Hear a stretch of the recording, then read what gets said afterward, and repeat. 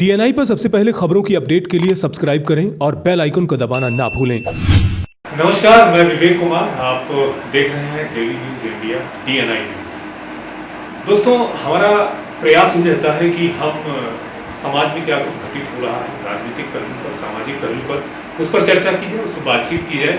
और आज जो है इसी कड़ी में एक शख्सियत हमारे साथ हैं जो राजनीतिक सरगर्मियों के साथ भी चर्चाओं में रहे हैं और ख़ासतौर से सामाजिक सरोकारों को लेकर के भी उनका नाम आगे रहता है और वो सामाजिक सरोकारों को लेकर भी काफ़ी सक्रिय नजर आते हैं।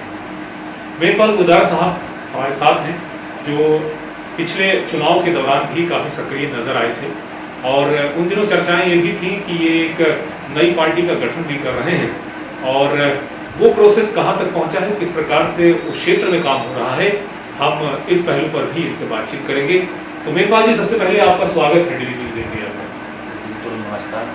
तो मेहरपाल जी, आप ज़्यादातर चर्चाओं में रहते हैं तमाम सामाजिक सरोकारों को लेकर के, विशेष रूप से जिस तरह से समाज में कुछ जो ऐसी चीज़ें घटित हो रही होती हैं जो लोगों के हित में नहीं होती हैं, उसको लेकर के भी आप अक्सर आवाज़ उठाते रहते हैं और चाहे वो संगठन के साथ हो, चाहे वो आप अपने पर्सनली जो है लोगों की सहायता करते हुए नजर आते हैं। तो सबसे पहले तो मैं यही जानना चाहूँगा, इन दिनों किस तरह की सक्रियताएं चल रही है? सक्रियता तो ये है, जैसे हम समाज के साथ अगर जुड़े हुए हैं तो हमें समाज सेवा का मौका जब भी जहाँ भी मिलेगा, जितना हमारे से हो सकता है, जिस लायक हम हैं वो हम बिल्कुल करते हैं और करने का प्रयास करते हैं। और जो हमारे साथी है, हमारे साथ जुड़े हुए हैं, हमारा एक संगठन है छोटा सा, अभी इंडिविजुअल है, थोड़े दिन में वो दिख जाएगा, तो हम सभी करते हैं। ये नहीं कि मैं अकेला, मैं भी किसी से प्रेरित हूँ, बिल्कुल कोई मुझसे भी प्रेरित है, तो वो सभी लोग मिलकर करते हैं। और कई बार ऐसा होता है कि समाज के अंदर कुछ गलत जो हो रहा है उसके अंदर कुछ राजनीतिक हाथ होते हैं और उनसे लड़ाई लड़ने के लिए राजनीतिक लड़ाई लड़नी भी जरूरी है। बिल्कुल। जहां तक ये देखते हैं कि आपने भी देखा होगा और भी जो लोग हैं उन्होंने भी एक चीज महसूस की होगी, और ये महसूस करने वाले जो लोग हैं वो 1 या 2% ही लोग हैं जी। कि हर कोई ये चाहता है कि मेरा बच्चा एसपी बने, मेरा बच्चा डीसी बने, इंजीनियर बने और वगैरह वगैरह बड़े बड़े पद पे जाए, लेकिन कोई ये नहीं चाहता कि मेरा बच्चा राजनीति में जाए, एमएलए बने, एमपी बने, प्रधानमंत्री बने, मुख्यमंत्री बने और वो इस सिस्टम को सुधारे। ऐसा कोई नहीं चाहता। बिल्कुल। क्यों? क्योंकि ये मानसिकता एक सेट कर दी गई कि राजनीति गंदी है। अरे भाई, राजनीति गंदी है तो हम लोगों को गंदी बता के आप लोग उस गंदगी में क्यों डूबे हुए हो? छोड़ दो उसको। बिल्कुल। गंदी नहीं है, गंदी बताई गई है जी। वो गंदी है उन लोगों के लिए जो लोग अच्छे काम करना चाहते हैं, उन लोगों को गंदगी बता के दूर रखा जाता है और उन लोगों को उन व्यवस्थाओं से दूर किया गया और उन व्यवस्थाओं को खराब किया गया और उन व्यवस्थाओं में आज तक कोई सुधार नहीं हुआ और सुधारने का जिन्होंने प्रयत्न किया उनको किसी न किसी तरीके से हटा दिया गया। बिल्कुल बिल्कुल। इस लड़ाई को लेके हम राजनीति में आए। पिछला जो चुनाव था, मेयर का चुनाव था, उससे हमने एंट्री की। बिल्कुल। उस समय भी आप भी हमारे साथ थे, अन्य पत्रकार साथी भी थे। तो फिर हमने देखा कि आगे एमएलए के जब चुनाव आए तो उसमें भी देखा, और अक्सर होता रहता है कि जो बड़ी बड़ी पार्टियां हैं उनका सहारा लेते हैं लोग, उनकी चापलूसी करते हैं, कुछ दिन उनके पास सेवा करते हैं, कुछ मोटा चंदा चढ़ाते हैं। अब जो मोटा चंदा चढ़ाएगा वो किसी अच्छे इंसान के पास तो इतनी इनकम होगी नहीं, और होगी तो वो देगा क्यों? जितने मेहनत से पैसा कमाया वो क्यों देगा? और देगा तो पहले वो अपना पूरा करेगा। ऐसे कुछ है। इस चीज को लंबा ना ले जाते हुए मैं एक ही बात बताता हूँ कि अगर हमें ये लड़ाई लड़नी है तो मजबूती से लड़ना होगा और इसकी नींव मजबूत करनी होगी। बिल्कुल। इसीलिए हम एक नया संगठन तैयार करने जा रहे हैं जो राजनीतिक होगा, जिसे हम राजनीतिक दल भी कह सकते हैं। बिल्कुल। उसका बिल्कुल पूरा स्ट्रक्चर तैयार हो चुका है। ये कहेंगे अब ये महामारी जो आ गई थी, इस वजह से थोड़ा सा वो उसमें थोड़ा विलंब हो गया था। तो ये है। बिल्कुल। कोरोना के दौर में बहुत सी ऐसी चीजें हैं जो प्रभावित हुई हैं, तमाम तरह के जो कार्यक्रम हैं उनको भी स्थगित करना पड़ता है क्योंकि सोशल डिस्टेंसिंग की जहाँ तक बात है उसका पूरी तरह से पालन करना भी जरूरी है, क्योंकि वैश्विक महामारी है, इसका मुकाबला करने के लिए जरूरी है इससे बचाव।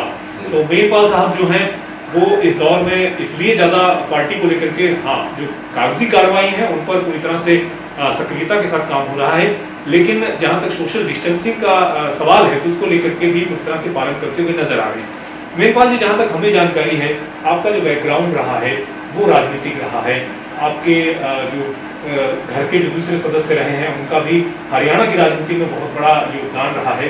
तो हमारे जो तमाम दर्शक देख रहे हैं वो शायद बहुत से ऐसे लोग हैं जो शायद नहीं जानते होंगे इस मसले को, इस चीज़ को। तो एक ये भी जानकारी आप दें कि आखिर वहाँ से कैसे प्रेरणा आपको मिली है, बचपन में तमाम चीज़ें आप कैसे देखते रहे हैं, और बैकग्राउंड की बात की जाए तो वो क्या है? हाँ, बिल्कुल बताना चाहूंगा। बैकग्राउंड की बात तो ये है कि जहाँ तक ताल्लुक है बैकग्राउंड का जी, तो मेरे फादर साहब जो थे उनके नाना जी थे श्री मनीराम बागड़ी जी, जो पहली बार 1952 में फतेहाबाद से विधायक बने। बिल्कुल। उसके बाद वो लगातार 3-4 बार एमपी भी बने, और उसके बाद उस पॉलिटिकल लाइन में उन्होंने कभी अपने परिवार को नहीं लाए, नहीं दिखाया उसके अंदर। जी जी। क्योंकि उनका एक मानना था, उनकी जो प्रेरणा थी वो हमारी यही थी। अपने जीवन में वो कभी रिक्शा पे नहीं चढ़े, क्योंकि उनका ये मानना था कि एक इंसान दूसरे इंसान को खींचता है, ये कैसी मजबूरी जी। कोशिश हुई तो मैं ये कहूंगा कि ये रिक्शा वाला जो बंदा है वो इस काबिल हो कि रिक्शा ना खींचनी पड़े, अन्य कुछ और साधन हो उसका कमाई में। बिल्कुल। और साधन आगे आगे विज्ञान ने तरक्की की, तो रिक्शा की जगह ऑटो आ गए थे। बिल्कुल। वो हुआ भी। तो ऐसा ही कुछ था। आज के दौर में क्या कहते हैं कि परिवारवाद नहीं होना चाहिए, एक बंदा एमपी बन गया और उसने अपने बेटे को टिकट दिलवा दी, खुद फिर ये कहता है कि भाई परिवारवाद नहीं होना चाहिए, मैं इस्तीफा दे देता हूँ। देखो, आप एमपी हो और आपने अपने बेटे को भी लाइन में उतार दिया, अपनी पत्नी को भी उतार दिया, किसी अन्य को भी उतार दिया। वो कोई भी हो सकता है, किसी पे टारगेट नहीं है। वो विचारधारा अगर मेरी है तो भी गलत है। बिल्कुल। क्योंकि वो फिर परिवारवादी तो है। और क्या है? बिल्कुल, वो भी तो परिवारवादी है। परिवारवाद हमारे जो दादाजी थे मनीराम बागड़ी जी, वो इस चीज के खिलाफ थे। इसी को चलते हुए आगे परिवार के अंदर कोई पॉलिटिकल लाइन के अंदर नहीं आया। और आज जब बात यह है कि अगर हम एंट्री कर रहे हैं तो उस लेवल से, उस स्टेटस से नहीं कर रहे हैं कि उनकी वजह से हमें किसी हायर पार्टी से टिकट मिल रहा है या हम उसी प्लेटफॉर्म से काम कर रहे हैं। हम जनता के बीच रह के उनकी विचारधाराओं को उन तक पहुंचा रहे हैं, और जो हमसे सहमत है वो हमारे साथ जुड़ रहा है, और वापिस हम उनकी विचारधाराओं के साथ समाज को और देश को मजबूत बनाने की कोशिश कर रहे हैं। तो उनके जीवन की बात की जाए, जैसे कि आपने चर्चा की, आपने बताया कि वो कभी रिक्शे पे नहीं चले, तो उनका जीवन जो है वो किस प्रकार से आपको प्रेरित करता है, वो हमारे दर्शकों को जरूर बताएं। वो हमें बिल्कुल प्रेरित करता है, हर जगह प्रेरित करता है। जब उनके पास कोई भी बच्चा भी आ जाता था कि मेरे साथ ये अन्याय हो रहा है, तो वो तुरंत उसके साथ चल पड़ते थे जी, कि चल पहले तेरी बात सुनते हैं। ठीक है जी। आज कोई विधायक, कोई एमएलए ऐसे सुनता हो तो बताइए, कोई बिरला होगा, सभी तो नहीं है, लेकिन कुछ परसेंट है, उनकी सुनवाई नहीं होती। बिल्कुल बिल्कुल। दूसरी बात, अपने जीवन में एक व्यक्ति आज के दौर में जो सरपंच बन जाता है, उसकी भी 7 पीढ़ियां बैठ कर खाती है, इतना कमाते हैं वो। लेकिन बागड़ी साहब का परिवार आज भी अपना नौकरी करता है कहीं कहीं, चाहे सरकारी सेक्टर में या प्राइवेट सेक्टर में, नौकरी करके अपना जीवन यापन करते हैं। किसी के पास कोई अनाप शनाप प्रॉपर्टी नहीं है, आज तक उनके ऊपर कोई लांछन नहीं लगा, आज तक कोई ऑब्जेक्शन नहीं उठा जी। बहुत सी चीजें हैं जो हमें प्रेरित करती है, सादगी भरा जीवन, लास्ट तक अपने उनके बीच में बैठ के ताश खेलना, समय बिताना, उनको समय देना, उनका सुनना, अच्छे में बुरे में शामिल होना, बहुत सी चीजें हमारे को सीखने। बिल्कुल, लगातार आपको प्रेरित करती हैं। प्रेरणा का ही परिणाम है कि आपने भी सोचा कि क्यों ना राजनीतिक क्षेत्र में कोई ना कोई संगठन या पार्टी के नाम से यदि आगे बढ़ा जाए तो लोग जुड़ते हैं। लोगों को जोड़ने के लिए एक प्लेटफॉर्म की बेहद आवश्यकता जोड़ने के लिए भी है सर, और दूसरा कोई लड़ाई अगर हमें राजनीतिक लड़नी है या सामाजिक लड़ाई लड़नी है, उसके लिए हमारा एक संगठन होना जरूरी है। बिल्कुल। संगठित जब तक नहीं होंगे, जब तक एक प्लेटफॉर्म नहीं होगा, जब तक हम कुछ नहीं कर सकते। सही बात है। तो इन दिनों ये जो कोरोना काल है, पिछले 3-4 महीनों से हालात ऐसे पूरे विश्व के बने हुए हैं, और खासतौर से देश में जो है लॉकडाउन की प्रक्रिया भी, अब अनलॉक की प्रक्रिया धीरे धीरे शुरू हो रही है। तो ऐसे में जो संगठन को खड़ा करना या राजनीतिक दल जो आप बना रहे हैं, इसको लेकर के कैसे तमाम कार्यवाही जो है इस दौरान चल रही है, क्योंकि इसमें सबसे बड़ी बात है, जैसे हम लोग बैठ के बातचीत कर रहे हैं तो हमने सोशल डिस्टेंसिंग का पालन किया हुआ है, मास्क हमने लगाया हुआ है, तो आपने इन दिनों तमाम चीजों का ध्यान रखते हुए कैसे इस कार्यवाही को आगे बढ़ाया? इस कार्यवाही को ऐसा ही है जी कि जब लॉकडाउन ये लागू हुआ था, ये महामारी जैसे हमें ये पता चला कि भाई अपने यहाँ पे ज्यादा फैलने लगी है, हाँ। तो उससे पहले हमारा जितना भी था जो हमने कार्रवाई कर रखी थी उसको वहीं पे पोस्टपोन कर दिया। जो हमारा सर्कल था उसको हमने इतला कर दी थी कि एक बार हमारा पार्टी वाला जो काम है उसको पोस्टपोन करते हैं। ये महामारी जो है इससे पहले खुद बचो और अपने समाज को बचाओ जितना हो सकता है, ठीक है, क्योंकि हमें करना तो वही है, ये भी समाज सेवा है, पहले ये कीजिए उसके बाद में देखेंगे। तब ये हम लोग की प्रक्रिया जब से शुरू हुई फिर भी हमने देखा कि थोड़ा अभी समय और लगेगा हमें उभरने। अभी 2 दिन से हमने इसकी कार्रवाई शुरू की, तो हमारे जो पार्टी के मेंबर थे उनसे हमने संपर्क साधा, भैया क्या करना है ये बताइए। तो क्योंकि हम सोशल डिस्टेंसिंग के चलते अभी भी खतरा है, बिल्कुल है, लेकिन काम भी करने जरूरी है, जो लड़ाई है उसको भी बीच में नहीं छोड़ सकते। तो जैसे कि अफसर के दफ्तर के जो भी काम है वो चालू हो गए हैं सरकारी दफ्तरों के, तो हमने भी सोचा भी हम भी अपना नियमों के अनुसार थोड़ा सा दूरी बना के डिस्टेंसिंग रख के थोड़ी सी अपनी जो भी है समझ बरत के और अपना काम शुरू करते हैं। तो हमने अपने सभी मेंबरों को इतला की, उन लोगों ने अपने जो भी डॉक्यूमेंट्स थे, जो भी राय थी वो हमारे को लिखित में दे दी, और उस हिसाब से हमने सब कुछ स्ट्रक्चर तैयार कर लिया है। पार्टी का नाम भी लगभग हमने तय कर लिया, चुन लिया है, और उन लोगों ने ये सलाह दी है कि हम सभी मेंबरों की एक मीटिंग इकट्ठी ना करके, सबकी राय तो हमारे पास आई गई है, सब हमारे साथ हैं, सिग्नेचर कर दी है, अपने एफिडेविट दे दिए है, सब कुछ दे दिया। कुछ मेंबर चुने हैं कि आप 5 या 6 मेंबर 28 तारीख हमने फिक्स किया, 28 अगस्त 6 मेंबर आप इकट्ठे होकर डिसीजन ले लीजिए और अपना जो भी करना है आगे की कार्रवाई, जहां भी जो डॉक्यूमेंट भेजना है जिस भी विभाग में आप भेजिए। बिल्कुल, यानी कि तमाम प्रक्रियाएं पूरी होने के बाद तमाम जो दर्शक हैं और खासतौर से हिसार और हरियाणा के तमाम लोग हैं उन्हें ये जानकारी मिलेगी कि आखिर हिसार में एक नई पार्टी भी इंट्रोड्यूस होने जा रही है, और जो जन सरोकार की बात करेगी, मजलूमों की बात करेगी, जो परेशान हैं, जो कहीं न कहीं सताए हुए लोग हैं, जिनकी सुनवाई कहीं नहीं होती है, उनकी सुनवाई बिल्कुल गुदार साहब करेगी। हाँ, बिल्कुल करेगी जी पार्टी। और जी, किस तरह के जो है मैनिफेस्टो या फिर कहेंगे किस प्रकार का जो है एक तरह का उसमें जो खाका आप लोगों ने तैयार किया है, किस नजरिए से पार्टी काम करेगी, थोड़ा वो भी बता दें। नाम तो हम अभी फिलहाल डिस्क्लोज नहीं कर पा रहे हैं। हाँ जी, मैं बताता हूँ। पार्टी का जो संविधान है जी, मैंने शायद आपको पढ़वाया है। वो संविधान जो बनाया गया है वो इस तरीके से बनाया गया है कि पार्टी के संविधान को पढ़ के जी हमारे साथ लोग जुड़े, न कि ऐसे जैसे पहले जुड़ते हैं, ये कांग्रेस है, ये फलानी है, ये ढीकड़ी है, ये कोई पार्टी है, सिर्फ एक सिंबल नेम पे, किसी के विश्वास पे नहीं। क्योंकि आज जो मेंबर किसी भी पार्टी में जुड़ता है वो ये सोचता है कि ये उसकी पार्टी है। मैं सीधा एक बात कहता हूँ कि पार्टी हम सब की है, बिल्कुल किसी एक की नहीं है। ठीक बात। जो आज पार्टी के अंदर मेंबर इंक्लूड हो रहा है वो पार्टी उसकी भी उतनी है, उसके भी अधिकार उतने हैं।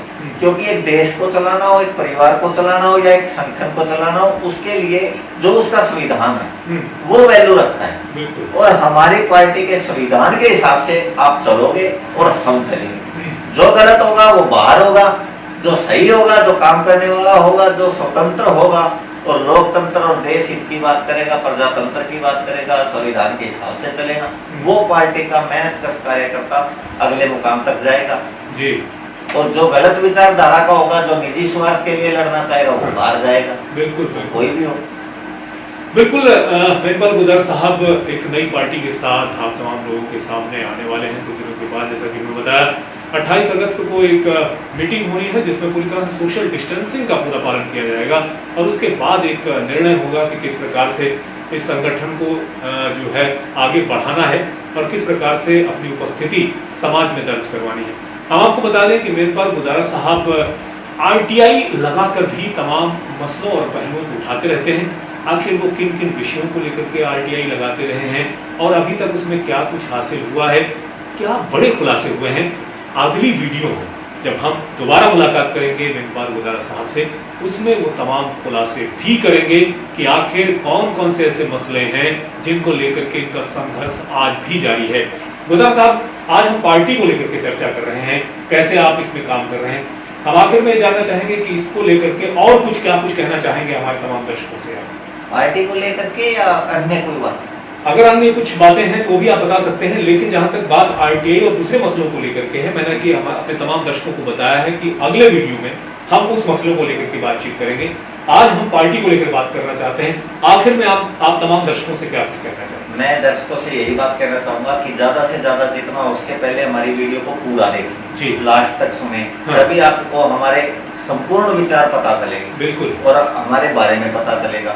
उसके बाद में आप अपनी राय दें, कमेंट करें, और मैं ये कहना चाहूंगा कि आप हमारा सहयोग भी दें जी, क्योंकि हम जो भी काम करेंगे वो समाज के लिए, सोशल के लिए होगा, किसी अकेले के लिए नहीं होगा, और उससे आम जनता की भलाई हो ऐसा काम होगा। और उसके लिए हर जागरूक इंसान को, हर सामाजिक आदमी को जो सामाजिक तौर पर अपने आप को मौजूद दर्ज कराता है ना कि मैं सामाजिक तौर पर मौजूद हूँ, बिल्कुल, बिल्कुल, उसको हमारा साथ देना चाहिए। हमारा नहीं, किसी अन्य संस्था के रूप में, किसी अपने संगठन के रूप में, या कहीं भी जो भी सामाजिक हित की बात हो वहां उसको अपनी उपस्थिति दर्ज करानी चाहिए। ये मेरा संदेश होगा मेरी तरफ से जी। और दूसरी बात यह है कि आरटीआई वाली बात है कि आरटीआई के अंदर भी मैंने सरकारी विभागों के अंदर इतनी आरटीआई लगाई है जी, जिसके अंदर दो चीज निकल के आई। हाँ। नंबर एक तो कि आरटीआई जो है उस कानून का पालन ही नहीं हो रहा है, बिल्कुल, बिल्कुल, उसका बहुत दुरुपयोग हो रहा है। और आम जनता कोई अगर सोशल के हिसाब से या ये चाहे कि जनता का भला हो, समाज का भला हो, उसके लिए कोई जानकारी लेना चाहे तो उसको आरटीआई से मिलती ही नहीं, बिल्कुल, गुमराह कर दिया जाता है। इसके बारे में पूर्ण जानकारी हम अगली वीडियो, बिल्कुल, अगली बार जब बातचीत करेंगे तो ये एक इशारा था कि किस प्रकार से मेनपाल साहब ने अलग अलग क्षेत्रों में आरटीआई लगाई है। सूचना का अधिकार जो कानून बनाया जरूर गया था, लेकिन इनका साफ तौर से कहना है कि इस दिशा में बहुत कुछ अच्छा और बेहतर नहीं हो पा रहा है जैसा कि होना चाहिए। तो गुदारा साहब, बहुत बहुत शुक्रिया आपका डेली न्यूज इंडिया के साथ बातचीत करने के लिए। आपका जो संगठन है, आपकी जो पार्टी है, वो लोगों के सामने उसका नाम डिस्क्लोज हो आने वाले दिनों में, हम यही चाहेंगे। और एक जबरदस्त उपस्थिति इस संगठन के द्वारा दर्ज की जाए। तमाम मजलूम और खासतौर से जो समाज में ऐसे लोग जो सताए हुए हैं, कहीं ना कहीं उनको उनके अधिकार नहीं मिल रहे हैं, आपका ये संगठन, आपकी ये पार्टी उन तमाम लोगों की आवाज उठाएगा। जी बिल्कुल, आपका भी धन्यवाद हमारी बात को दर्शकों तक पहुंचाने के लिए। और जो आप सोच रहे हैं बिल्कुल वैसा ही होगा। हमारा जो संगठन होगा वो मजदूर, मजलूम और मजबूरों के लिए होगा जी। और जो उनकी लड़ाई आज तक नहीं लड़ी गई या किसी वजह से अधूरी रहेगी, उसको पूरा करने का काम हमारा संगठन करेगा, सभी साथियों के साथ मिलकर। जी जी बिल्कुल, बहुत बहुत शुक्रिया मेनपाल साहब आपका। और हम अपने तमाम दर्शकों से ही कहना चाहेंगे कि आपको इसमें क्या कुछ कहना है। खासतौर से एक नई पार्टी हरियाणा प्रदेश में इंट्रोड्यूस होने जा रही है, इसको लेकर के इस दौर में, खासतौर से कोरोना काल में, आप क्या कुछ कहना चाहते हैं, क्या राय, क्या सुझाव देना चाहते हैं, आप कमेंट बॉक्स में जरूर लिख सकते हैं। आप अपनी राय हम तक भेज सकते हैं। बहुत बहुत शुक्रिया आप तमाम दर्शकों का। आप इसी तरह से डेली न्यूज इंडिया के साथ लगातार बने रहें। हम लोग इसी तरह की अपडेट्स आप तक लेकर आते रहेंगे। और जैसा कि मैंने पहले ही बताया है कि मेनपाल गुदारा के साथ एक बार फिर से हमारी मुलाकात होगी और हम उस पर आरटीआई के बड़े खुलासों के साथ आपसे मिलेंगे। बहुत बहुत शुक्रिया, नमस्कार, धन्यवाद। डीएनआई पर सबसे पहले खबरों की अपडेट के लिए सब्सक्राइब करें और बेल आइकन को दबाना ना भूलें।